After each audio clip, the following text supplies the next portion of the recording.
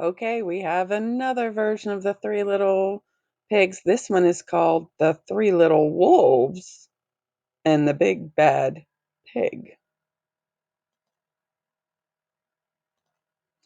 The Three Little Wolves and the Big Bad Pig by Eugene Trevisan and illustrated by Helen Oxenbury. Once upon a time, there were three cuddly little wolves with soft fur and fluffy tails who lived with their mother. The first was black, the second was gray, and the third was white. One day the mother called the three little wolves around her and said, "My children, it's time for you to go out into the world. Go and build a house for yourselves, but be aware of the big bad pig." "Don't worry, mother, we will watch out for him," said the three little wolves, and they set off. Soon they met a kangaroo who was pushing a wheelbarrow full of red and yellow bricks. "Please, will you give us some of your bricks?" asked the three little wolves. "Certainly," said the kangaroo, and she gave them lots of red and yellow bricks. So the three little wolves built themselves a house of bricks.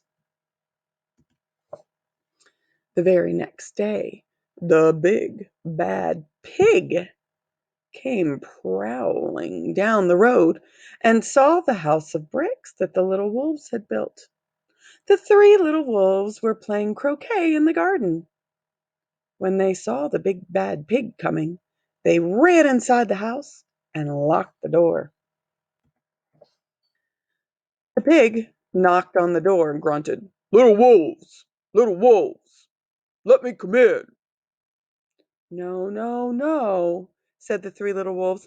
"By the hair on our chinny chin chins, we will not let you in, not for all the tea leaves in our china teapot." "Then I'll huff and I'll puff and I'll blow your house down," said the pig. So he huffed and he puffed and he puffed and he huffed, but the house didn't fall down.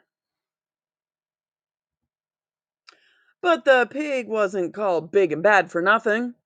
He went and fetched his sledgehammer and he knocked the house down.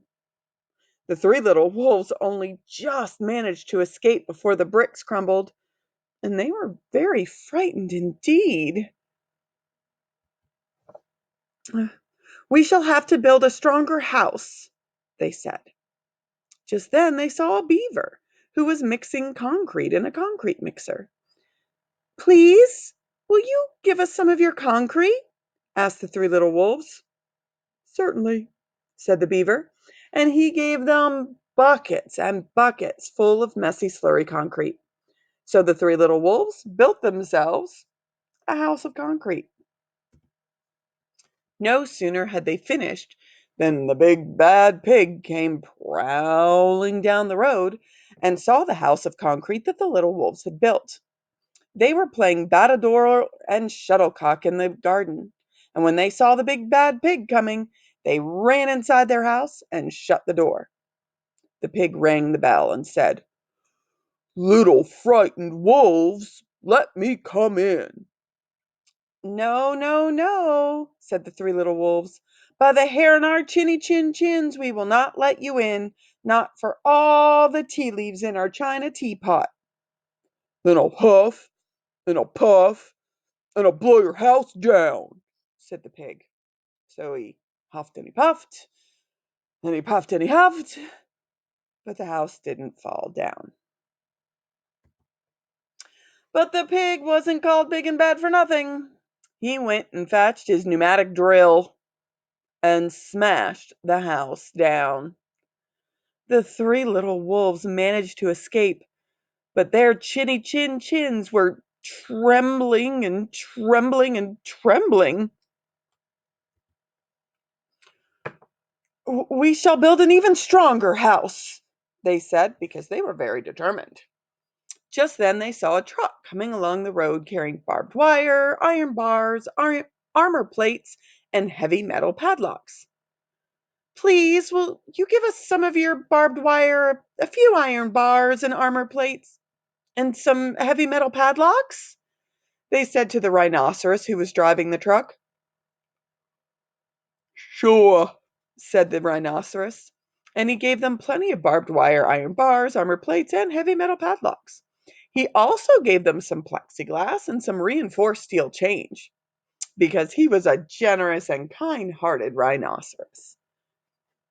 So the three little wolves built themselves an extremely strong house. It was the strongest, securest house one could possibly imagine. They felt absolutely safe. The next day, the big bad pig came prowling around the road as usual. The three little wolves were playing hopscotch in the garden. When they saw the big bad pig coming, they ran into their house, bolted the door, and locked all the 37 padlocks. The pig dialed the video entrance phone and said, "Little frightened wolves with the trembling chins, let me come in." "No, no, no," said the three little wolves. "By the hair in our chinny chin chins, we will not let you in, not for all the tea leaves in our china teapot." "Then I'll huff, and I'll puff, and I'll blow your house down," said the pig. So he huffed and he puffed and he puffed and he huffed, but the house didn't fall down. But the pig wasn't called big and bad for nothing. He brought some dynamite, laid it against the house, lit the fuse, and the house blew up. The three little wolves just managed to escape with their fluffy tails scorched.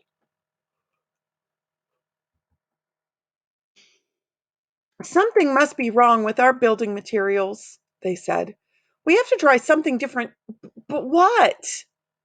At that moment, they saw a flamingo coming along pushing a wheelbarrow full of flowers. "Please, will you give us some flowers?" asked the little wolves. "With pleasure," said the flamingo, and he gave them lots of flowers. So the three little wolves built themselves a house of flowers. One wall was of marigolds, one of daffodils, one of pink roses, and one of cherry blossoms. The ceiling was made of sunflowers, and the floor was a carpet of daisies. They had water lilies in their bathtub and buttercups in their refrigerator. It was a rather fragile house, and it swayed in the wind, but it was very beautiful. The next day, the big bad pig came prowling down the road and saw the house of flowers that the three little wolves had built. He rang the bluebell at the door and said, "Little frightened wolves with the trembling chins and the scorched tails, let me come in." "No, no, no," said the three little wolves. "By the hair in our chinny chin chins, we will not let you in, not for all the tea leaves in our china teapot." "Then I'll huff, and I'll puff, and I'll blow your house down," said the pig. As, but as he took a deep breath, ready to huff and puff, he smelled the soft scent of the flowers.